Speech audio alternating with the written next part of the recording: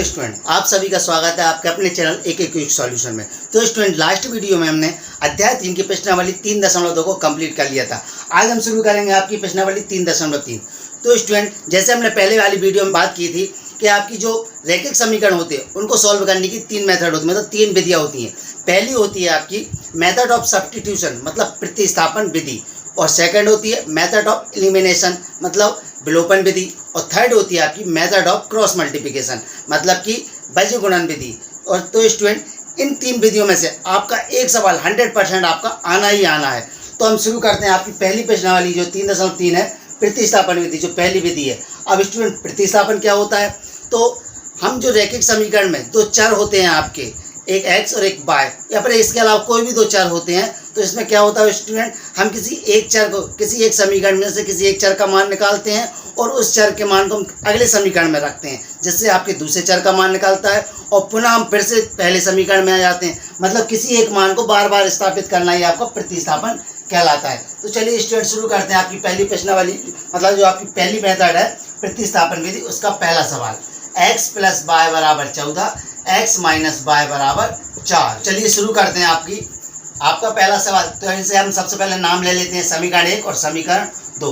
तो स्टूडेंट, आपको यदि आपकी प्रश्नावली में, मतलब आपके जो एग्जाम में क्वेश्चन आता है, यदि वहाँ पे नाम लिखा आता है आपको कि प्रतिस्थापन विधि से कीजिए या बीज गुणन से कीजिए या फिर आपकी विलोपन से कीजिए, तो आपको उसी विधि से करना है। लेकिन यदि आपको नाम लिखा नहीं आता है, लिखा जाता है निम्न समीकरण निकाय को हल कीजिए, तो स्टूडेंट आपको जो विधि सबसे अच्छी आती हो, जो विधि आपको सबसे अच्छी लगे, आप उससे कर सकते हैं। लेकिन यदि नाम लिखा आता है तो आपको उसी मेथड से करना है। तो यहाँ पे जो हमारे सवाल है वो प्रतिस्थापन विधि से हैं। तो चलिए करते हैं प्रतिस्थापन विधि से। तो स्टूडेंट, सबसे पहले क्या करना है, हमें समीकरण 1 और 2 नाम लेना है। हम सबसे पहले आते हैं समीकरण 1 से। समीकरण 1 से हमें यहाँ पे 2 चर है, x और y, किसी एक चर का मान निकालते हैं। तो हम शुरुआत सबसे पहले x से ही कर लेते हैं। जरूरी नहीं आप x से, आप किसी एक का मान निकालें, चाहे तो आप y का निकाल ले, चाहे आप x का, लेकिन हम सबसे पहले शुरुआत कर लेते हैं 1 से। तो समीकरण 1 से x का मान निकालने पर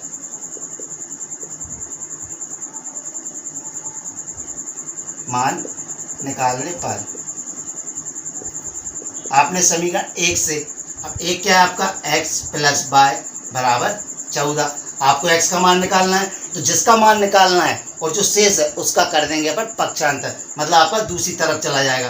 तो आपका x प्लस, अब जो प्लस के बाय हैं वो इस तरफ जाएंगे, किसको जाएंगे, माइनस के। आपका 14 इसी तरफ रहेगा, 14 प्लस का है तो प्लस का ही रहेगा। आपने बाय को भेजा है तो बाय का चिन्ह परिवर्तित हो जाएगा, बाय प्लस का है तो बाय माइनस का हो जाएगा। ऐसा नहीं करना आप 14 का भी चिन्ह बदल दो, 14 तो आपको बराबर के उसी तरफ है। हम जिसका पक्षांतर करते हैं चिन्ह उसी का बदलता है। यहाँ पे आपका बाय का पक्षांतर किया तो बाय किसके होगा स्टूडेंट, माइनस के। अब ये बन गया आपका समीकरण 3, x = 14 माइनस के बाय। अब समीकरण 3 से जो आपका x का मान निकला उसे आप रखेंगे समीकरण 2 में। क्या किया, सबसे पहले हमने समीकरण 1 से बनाया समीकरण 3। समीकरण 3 में जिस चर का मान निकलेगा उसे हम समीकरण 2 में रखेंगे। तो चलिए रखते हैं समीकरण 2 में x का मान रखने पर। तो चलिए समीकरण 2 क्या है आपका, x - y = 4। अब यहाँ पे आपको x का मान कितना रखना है, 14 - y। तो x की जगह पे हम रख देंगे 14 - y, और ये आपका -y पहले से है, बराबर में 4। आपने सिर्फ इस x की जगह पे 14 - y रखा है, -y आपके जो के तो पहले से हैं, बराबर में 4। अब देखिए स्टूडेंट जरा, ये आपके 14 जो के तो माइनस के y और माइनस के y, माइनस माइनस कितने हो जाएंगे, प्लस, मतलब माइनस के y कितने हो जाएंगे, -2y बराबर में 4। अब देखिए स्टूडेंट, जब हम पक्षांतर करेंगे तो जो 14 है वो कहाँ चले जाएंगे, इस तरफ, क्योंकि हमें y का मान निकालना। तो चलिए जरा हम पक्षांतर करते हैं। अब आगे आपने निकाले -2y बराबर में 4, आपके इसी तरफ है, इसी तरफ रहेंगे। जो आपके 14 थे स्टूडेंट वो इस तरफ जाएंगे तो किसको जाएंगे, -14। तो -2y बराबर में, ये आपके देखो जरा, ये माइनस का, ये प्लस का, 14 में से 4 जाएंगे तो कितने बचेंगे स्टूडेंट, 10। लेकिन बड़ी संख्या किसकी है, माइनस की, तो ये आपके माइनस के, और जब माइनस से माइनस कट गया, बाय बराबर। अब आप 2 का पक्षांतर करेंगे, बाय का मान निकालना, 2 गुणा में है तो कहाँ जाएगा स्टूडेंट, बटे में। किसके बटे में, 10 के बटे में। ये आपने 10 के बटे में कर दिया, 2 से 1 काट दिया, 2 पंजे 10। बाय का मान कितना है स्टूडेंट, 5। अब आपको क्या करना है, जो आपने बाय का मान निकाला है 5, अब बाय का मान किसी भी समीकरण, चाहे 1 में रख दें, चाहे 2 में रख दो, चाहे 3 में रख दो, किसी भी समीकरण में रख के आप किसका x का मान निकालो। आपका बाय का मान क्या निकला स्टूडेंट, 5 निकला है। अब बाय के मान को आप किसी भी समीकरण, चाहे 1 में रख दो, चाहे 2 में, चाहे 3 में, आप x का मान निकालते हैं। तो हम चलिए सबसे पहले समीकरण 1 में ही रख लेते हैं। बाय का मान समीकरण 1 में रखने पर, तो चलिए जरा आपका समीकरण 1 क्या है, x प्लस बाय बराबर में 14। तो बाय की जगह हमने क्या रखना है, 5, ये अपन ने रख लिया, बाय की जगह पे 5 बराबर में 14। अब अपन 5 का पक्षांतर करेंगे क्योंकि हमें x का मान निकालना है। तो हमने 5 का पक्षांतर किया, प्लस के उस तरफ जाएंगे तो किसको जाएंगे, माइनस के, तो जो है माइनस के। अब स्टूडेंट 14 में से 5 घटाना है तो कितने बचेंगे, 9। ये आपका आ गया x का मान। आपने x का मान निकाल लिया 9, बाय का मान निकाल लिया 5।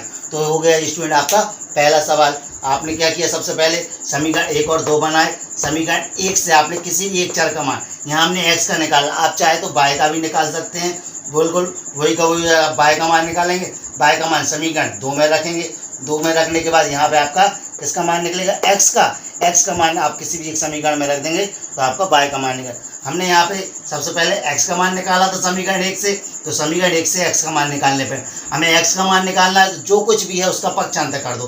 तो x साथ कितना है, बाय का पक्षांतर करेंगे, बाय प्लस के उस तरफ जाएंगे माइनस के, तो x बराबर हो गया 14 माइनस बाय। ये समीकरण 3 मान लिया। समीकरण 3 से जो x का मान निकाला है उसे आप किस में रखेंगे स्टूडेंट, समीकरण 2 में।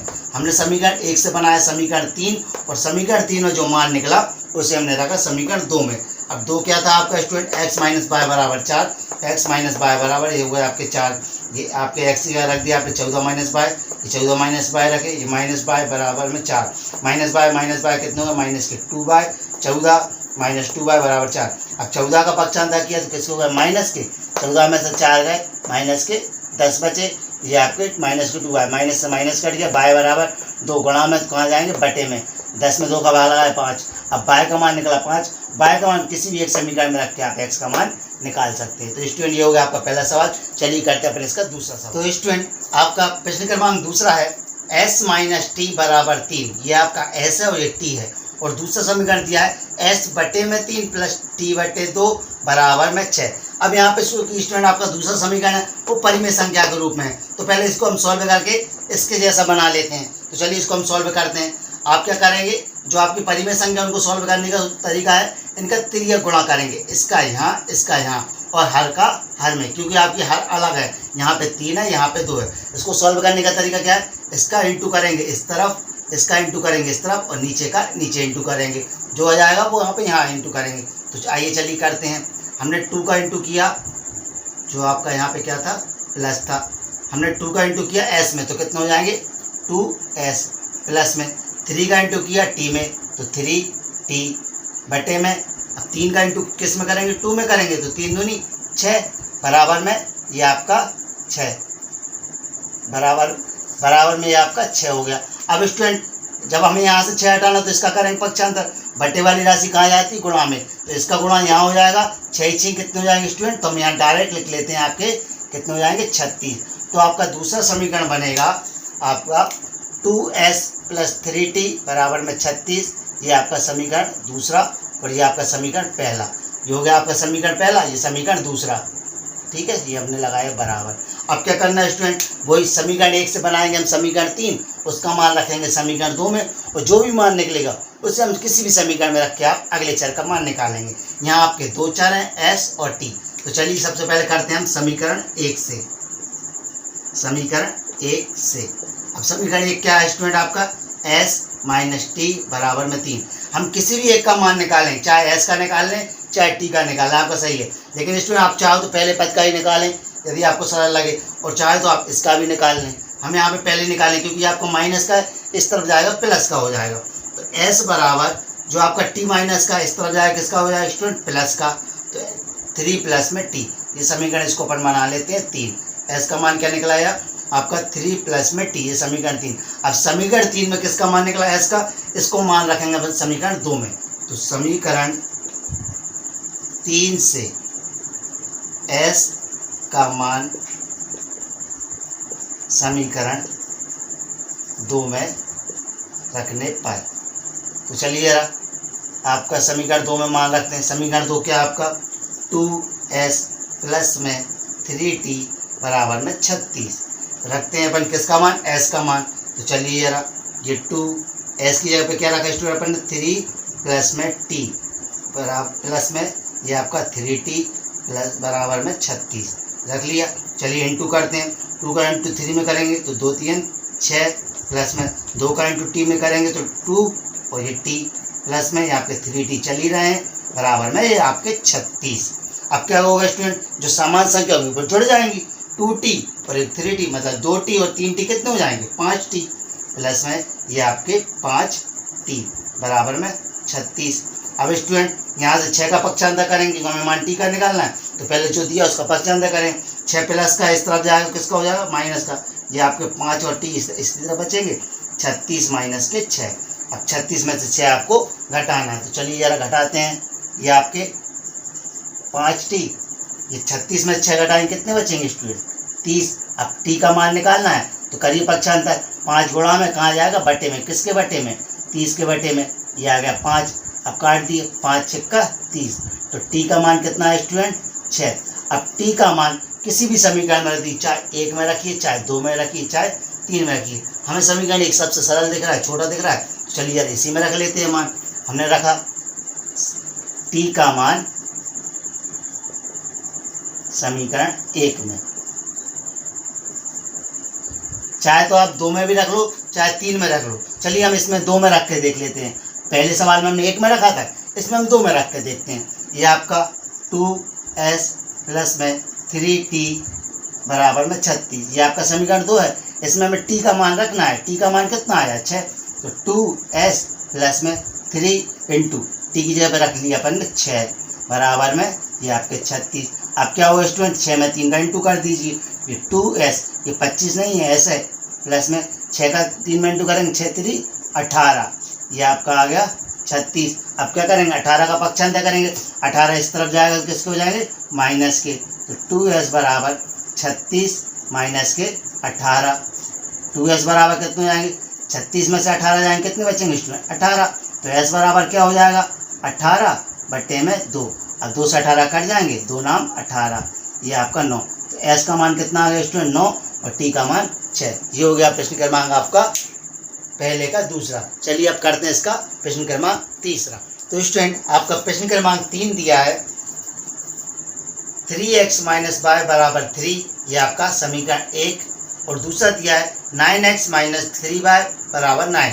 तो स्टूडेंट यहाँ पे देखिए जरा समीकरण जो है वो 9x यहाँ पे ये मतलब 9 आ रहे हैं, यहाँ पे 3 आ रहा है, यहाँ पे 9। अब ये तीनों पद हैं कुछ एक संख्या से कट रहे हैं, मतलब देखो आप इसमें भी 3 का भाग जा रहा है, इसमें भी 3 का भाग, इसमें भी 3, मतलब हम भाग देके इसको और छोटा कर सकते हैं। तो चलिए हम इसको जरा भाग देके छोटा कर देते हैं। हम यहाँ पे भाग देंगे 3 से, तो 3 3 का 9, ये आपका 3x। यहाँ भाग देंगे 3 एकम 3, 3 कट जाएगा, अकेला बचेगा माइनस के बाद। यहाँ पे भाग दिया 3 3 का 9 3, ये समीकरण आपका दूसरा हो गया। तो स्टूडेंट देखिए जरा, जो आपका पहला समीकरण है 3x माइनस वाई बराबर 3 और 3x माइनस वाई बराबर 3, ये दोनों समीकरण आपके एक जैसे हो रहे हैं। चलिए इसको हम सॉल्व करके देखते हैं।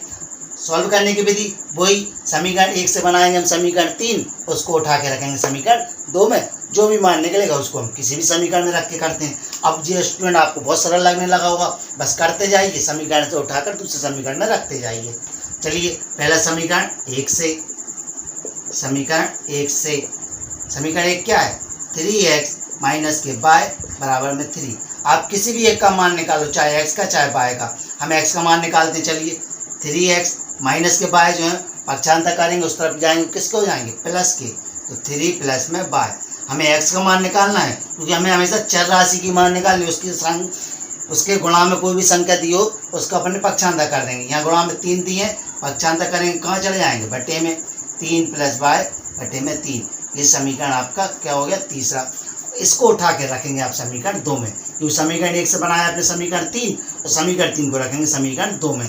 तो लिखेंगे समीकरण 2 में x का मान रखने पर। तो चलिए जरा समीकरण 2 में हम x का मान रखते हैं। समीकरण 2 क्या आपका, 3x माइनस के वाई बराबर में 3। हमें एक्स ये मान रखना है, तो चलिए हम मान रखते हैं एक्स ये आपका 3 इंटू में एक्स का मान क्या है स्टूडेंट 3 प्लस वाई बटे में 3, तो 3 प्लस में वाई बटे में आपका 3, ये आपका ब्रैकेट बंद कर दिया, ये 3 प्लस वाई बटे में 3 ब्रैकेट बंद कर दिया, माइनस का वाई बाहर बराबर में 3। आपने क्या किया स्टूडेंट, इस x की जगह पे जो आपका मान निकला है x का 3 प्लस वाई बटे 3, 3 प्लस वाई बटे 3, अब क्या होगा ये 3 से 3 कट गया, क्या बचा आपका 3 प्लस में वाई, तो 3 प्लस में वाई और आपका ये माइनस का वाई बाहर है बराबर में 3, ये माइनस का वाई प्लस का वाई ये कट गया, अब क्या बचा स्टूडेंट 3 बराबर 3। अब देखिए जरा इसमें आपका कोई चर तो बचा ही नहीं, ना ही आपका x बचा ना ही आपका y बचा, आंसर आपके 3 बराबर 3 क्या होगा बराबर। तो स्टूडेंट जब भी आपके समीकरण एक और जब भी आपके दोनों समीकरण एक जैसे रहते हैं, तो हमने देखा था जो ग्राफ वाली विधि थी उसमें क्या होता, जब भी समीकरण एक जैसे होते थे उनके ग्राफ एक के ऊपर एक जाते थे, मतलब उनके अनेक हल निकलते थे। ऐसे ही इसमें हुआ कि समीकरण एक और दो एक से हैं, तो मतलब ये कैसे होंगे आपके अनेक हल होंगे इसके। जब भी आपके समीकरण एक जैसे होते हैं तो उनमें ना ही हम x का निश्चित मान निकाल पाते हैं ना ही y का, क्योंकि इसके कैसे अनेक हल होते हैं। तो इसमें लिखेंगे स्टूडेंट आप लोग समीकरण 1 व 2 के अपरिमित रूप से अनेक हल होंगे। क्या लिखेंगे, समीकरण 1 व 2 ऐसा लिखते हैं, चूंकि समीकरण 1 व 2 एक जैसे हैं, कैसे हैं एक जैसे हैं, अतः अपरिमित रूप से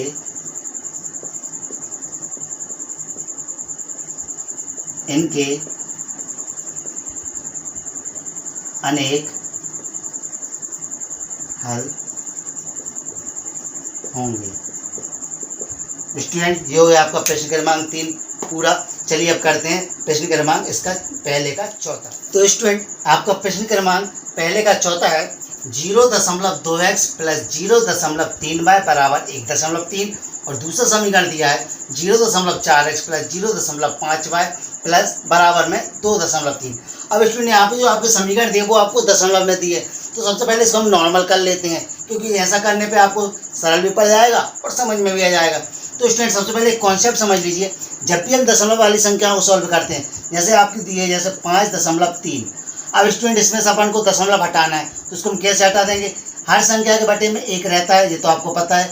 अब दशमलव के बाद कितने अंक है स्टूडेंट, आपका एक अंक है। आपको ये नहीं देखना कौन सा अंक है, आपको ये देखना कितने अंक है, दशमलव के बाद एक ही अंक है, जब दशमलव हटाएंगे तो यहाँ पे एक जीरो बढ़ जाएगी। अब हो गया आपका 53/10। इसी तरह आपको जैसे दिया है 4.25। अब स्टूडेंट इसको अपन कैसे हटाना, हर संख्या के बटे में एक होता है। अब दशमलव के बाद कितने अंक है, एक अंक दो अंक, मतलब दो अंक है, तो दशमलव हटा देंगे और दो अंक दो जीरो पर लगा देंगे। इस तरह अपन दशमलव हटाते हैं। तो चलिए अपन इससे पहले समीकरण को अपन नॉर्मल बनाते हैं। आपका पहला समीकरण दिया है 0.2x प्लस 0.3y बराबर 1.3। अब स्टूडेंट जब जहाँ से अपन दशमलव हटाएं, जैसे 0.2x दिया है, अब यहाँ पे बटे में एक होता है तो सबके में होता है। अब स्टूडेंट यहाँ पे देखो जरा दशमलव के बाद कितने अंक है, दशमलव के बाद एक अंक है।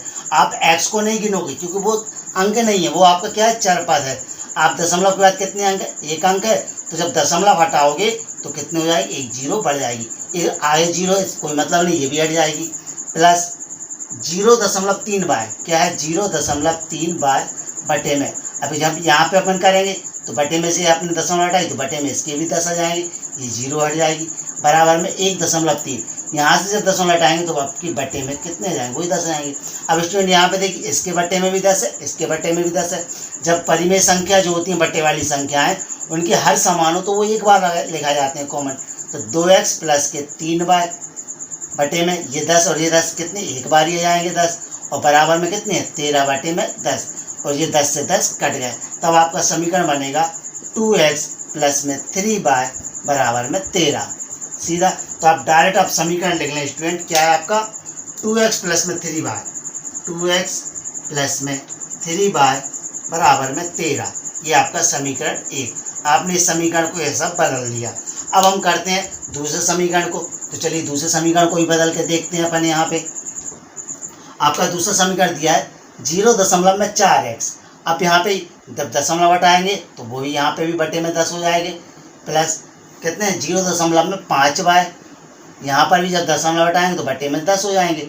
आपको बस संख्या के अंक गिनना है, ना कि चर पर, ये आपका हट जाएगा। अब 2.3 है, तो यहाँ पर भी जब दशमलव हटाएंगे तो बटे में कितने हो जाएंगे 10 हो जाएंगे। दोनों के हर समान है तो एक बार लिखा जाएगा 4x प्लस में 5 बाय बटे में 1 बार 10 बराबर में 23 बटे में 10। दोनों के हर समान, तो ये आपके कट गए, बचा क्या 4x प्लस में 5 बाय बराबर में 23। तो ये आपका समीकरण बनेगा दूसरा। तो चलिए यार इसको भी लिख लेते हैं, 4x प्लस के 5 बाय बराबर के 23। ये आपका समीकरण 2 हो गया। अब स्टूडेंट इन समीकरण को अपन को सॉल्व करना है। ये तो आपका था रफ्तार साथ में समझने के लिए। चलिए करते हैं। आपका समीकरण 1 से सबसे पहले शुरुआत करते हैं, वही विधि समीकरण 1 से। अब स्टूडेंट ये आपका चौथा सवाल कर रहे हैं, समझ में आपको बहुत अच्छे से आना चाहिए। क्या करना है समीकरण 1 से, तो 2x प्लस के 3 बाय बराबर में 13। आपको किसी एक का मान निकालना है, 2x x का मान निकालना है, तो x के साथ जो कुछ है उसका पक्षांतर करो। प्लस में है तो उस तरह माइनस में जाएगा, गुणा में है तो भाग में जाएगा। तो देखो हम जब करते हैं, ये आपका 2x है बराबर में 3y आपके प्लस के हैं, इस तरफ जाएंगे किसको जाएंगे माइनस के। 13 आपका जो का तो रखा जाएगा, 13 प्लस का तो प्लस के रखा जाएगा।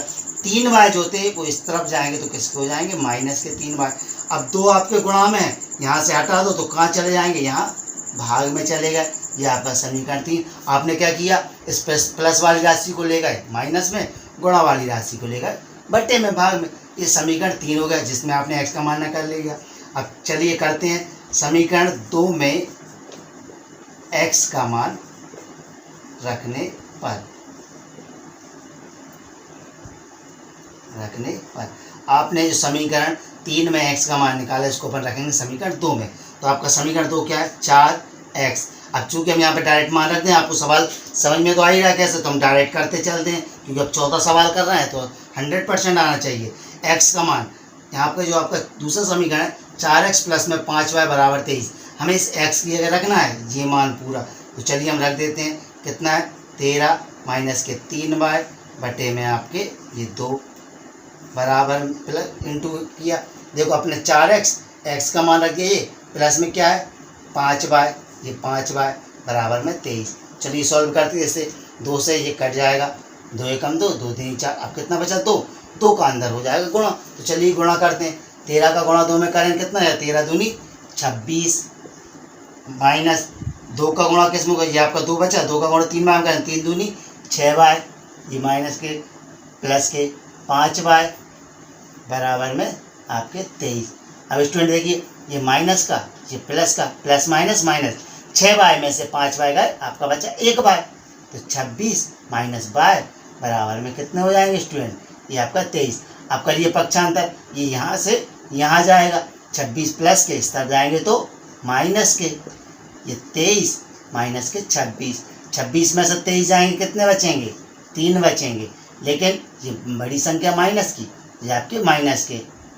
अब स्टूडेंट माइनस से माइनस घट गया, y बराबर कितना आ गया 3। y का मान उठाकर किसी भी समीकरण, चाहे 1 में चाहे 2 में चाहे 3 में रख दो। चलिए हम रख लेते हैं किसी भी समीकरण में, हम पहले 1 में रखते हैं, हम 2 में रख लेते हैं। समीकरण 2 में y का मान रखने पर किसी भी समीकरण में रख लीजिए, चाहे 1 में चाहे 2 में चाहे 3, जिसमें आपको रखना अच्छा लगे। तो चलिए रखते हैं। आपका समीकरण 2 क्या है 4x प्लस 5। अब स्टूडेंट हमें यहाँ पे जो y है, y यहाँ पे कितना रखना है 3, तो चलिए रख देते 3 बराबर में 23। ये आपका 4x प्लस में 5 में 3 का गुणा करेंगे, 5 3 15 बराबर के 23। अब 15 का पक्षांतर करेंगे, यहाँ प्लस का उस तरफ जाएगा तो माइनस का, 4x बराबर ये आपका 23 माइनस के 15। घटाइए जरा इसमें से, 23 में से 15 जाएंगे तो कितने बचेंगे स्टूडेंट बताइए, 23 में से 15 जाएंगे आपके बचते हैं 8। अब x बराबर क्या हो जाएगा 8 बटे में 4, 4 से कट जाएंगे, 4 दूनी 8। तो x का मान कितना आ गया स्टूडेंट, x का मान 2, y का मान 3। ये हो गया आपका पहले का चौथा। चलिए करते हैं प्रश्न क्रमांक इसका पहले का अपन 5वां। तो स्टूडेंट आपका पहले का 5वां सवाल है, करनी में 2x प्लस करनी 3y बराबर 0 करनी 3x माइनस करनी 8 y बराबर 0। अब यहाँ की जो संख्या है वो करनी में दी है, तो घबराने वाले स्टूडेंट कोई बात नहीं है, ये आपका समीकरण 1 और ये समीकरण 2 मान लीजिए। अब क्या करना है स्टूडेंट, समीकरण 1 से आप निकालेंगे किसका, किसी एक भी चर का मान, मतलब समीकरण 3 बनाएंगे। तो सबसे पहले करते हैं समीकरण 1 से। अब एक क्या है आपका, करनी 2x प्लस में करनी 3y बराबर में 0। अब किसी भी एक का मान निकालना है तो आपको निकालेंगे किसका, x का, तो करनी 2x।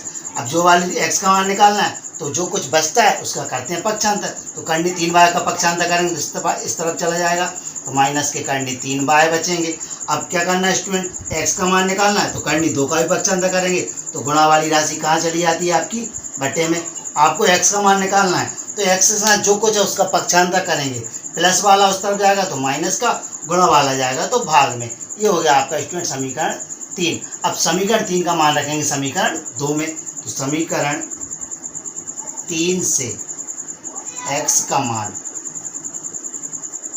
समीकरण 2 में रखने पर, डायरेक्ट लिखते हैं अपन रखने पर, तो आपका समीकरण 2 क्या है स्टूडेंट, 3x माइनस का करनी 8y बराबर 0।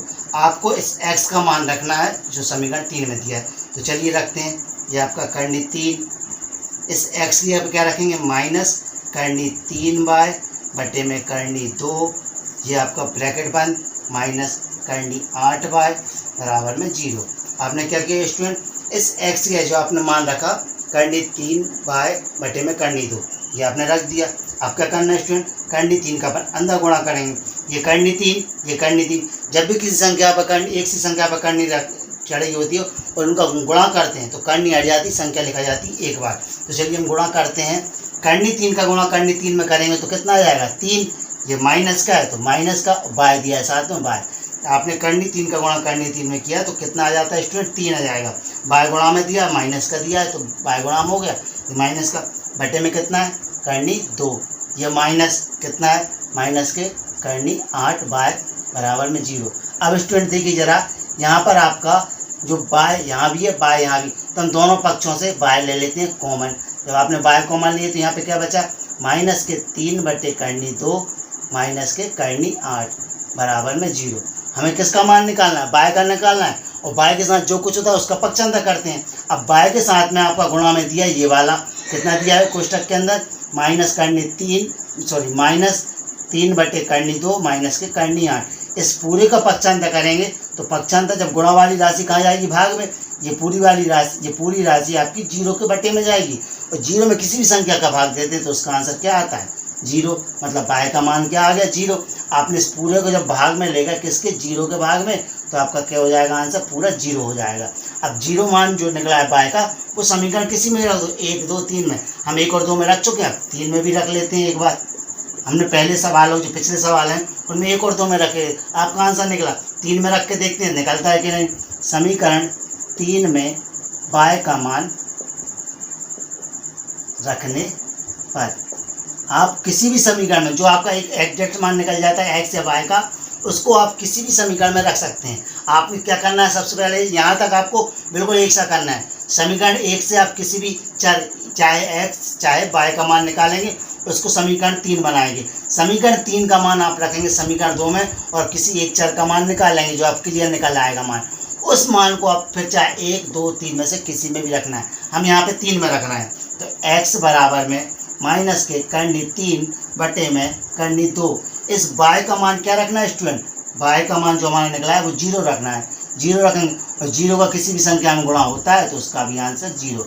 ये निकाला है आपका दूसरा x का मान, बाय का भी 0, x का भी 0। ये हो गया आपका प्रश्न क्रमांक पहले का 5वां। अब करते हैं पहले का छठा। तो स्टूडेंट आपका पहले का छठा सवाल दिया है 3x बटे में 2 माइनस के 5y बटे में 3 बराबर में -2, और जो दूसरा समीकरण है x बटे 3 प्लस y बटे 2 बराबर में 13 बटे 6। अब जो आपके समीकरण दिए हैं पहला और दूसरा, वो आपको कैसे दिए, बटे वाली संख्या परिमेय। तो इसको हम पहले सिंपल बना लेते हैं। सिंपल बनाने के लिए वही विधि जो आपने पहले सवाल में की थी, मतलब इसके चौथे सवाल में की थी। तो चलिए जरा क्या करते हैं, सबसे पहले समीकरण 1 को लेते हैं अपन, मतलब जो पहला जो समीकरण दिया उसको लेते हैं अपन। 3x बटे में 2 माइनस के 5y बटे में 3 बराबर के -2। अब क्या करना है स्टूडेंट, तिर्यक गुणा करेंगे, सॉल्व करेंगे, इसका गुणा यहाँ करेंगे, इसका यहाँ और नीचे का नीचे, और जो नीचे आता है उसका गुणा कर देंगे यहाँ। 3 का गुणा यहाँ करेंगे, 3 का 3 में करेंगे, 3 का 9x माइनस 2 का 5 में करेंगे, 2 पंजे 10 बाय बटे में 2 का 6 में 3 में करेंगे, 2 3 6 बराबर में -2। अब जो बटे वाली राशि वो कहाँ जाएगी, गुणा में, मतलब 2 के गुणा में जाएगी, 2 में गुणा हो जाएगा उसका। तो चलिए कर दीजिए 2 में गुणा, ये आपका 10 बाय माइनस बराबर में माइनस 6 का 2 में करेंगे, 6 दूनी 12, मतलब आपका समीकरण बनेगा 9x, आपने बनाया क्या 9x माइनस के 10 बाय बराबर में माइनस के 12, इसे ले लेते हैं आप समीकरण 1। इसी तरह अपन इस वाले समीकरण को भी सिंपल कर लेते हैं। तो चलिए करते हैं। यहाँ पर आपका दिया है x बटे 3 प्लस में y बटे 2 बराबर में 13 बटे 6। अब स्टूडेंट क्या करना है, इसका गुणा यहाँ, इसका यहाँ और नीचे का नीचे।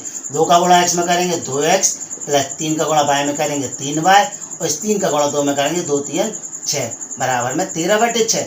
और 6 से 6 कट गए, क्योंकि बराबर के बाद बटे वाली संख्या जो होती है एक सी होंगी तो कट जाएंगी, ये आपकी 6 से 6 कट गए। तो अब आपका समीकरण बनेगा 2x प्लस में 3y बराबर में कितने 13, ये समीकरण 2। अब इन समीकरण को आपको विलोपन मतलब अब इन समीकरण को आपको प्रतिस्थापन विधि से करना है। तो चलिए जरा करते हैं अपन प्रतिस्थापन विधि से। वही विधि, पहले समीकरण से आप किसी एक का मान निकालो, उसे बनाओ समीकरण 3, उसको समीकरण 2 में रखो, और जो भी मान निकले उसे किसी भी समीकरण में रखो। तो चलिए करते हैं आपका समीकरण 1 से। समीकरण 1 क्या दिया है, 9x माइनस 10y बराबर में माइनस के 12। तो हम किसका मान निकालें, x का। x के साथ जो कुछ दिया उसका करेंगे पक्षांतर। माइनस के 10y उस तरफ जाएंगे तो प्लस के 10y, गुणा में 9 तो बटे में 9 हो जाएंगे। तो सीधा अपन x बराबर अब डायरेक्ट लिखेंगे, ये माइनस के 12, अब माइनस के 10y उस तरफ जाएंगे तो प्लस के 10y हो जाएंगे, बटे में ये 9 आपके गुणा में है तो कहाँ जाएंगे, बटे में। ये हो गया समीकरण 3। अब समीकरण 3 का मान अपन रखेंगे समीकरण 2 में। चलिए जरा रखते हैं। समीकरण 3 से x का मान समीकरण 2 में रखने पर, तो चलिए जरा समीकरण 2 क्या आपका 2x प्लस में 3y, हम डायरेक्ट मान ही रख लेते हैं स्टूडेंट, क्योंकि आपको समझ में तो आगे करना क्या है और कैसे करना है, तो डायरेक्ट मान रखते हैं अपन। 2x का मान रखना है अपन को, इसमें x का मान कितना दिया है, ये अपन रखते हैं माइनस के 12 प्लस के 10 बाय बटे में 9, ये आपका ब्रैकेट बंद, क्योंकि अब x का मान रखिए, प्लस में कितने 3y, ये 3y, फिर कितने बराबर में 13, बराबर में 13। चलिए इसको सॉल्व करते हैं स्टूडेंट।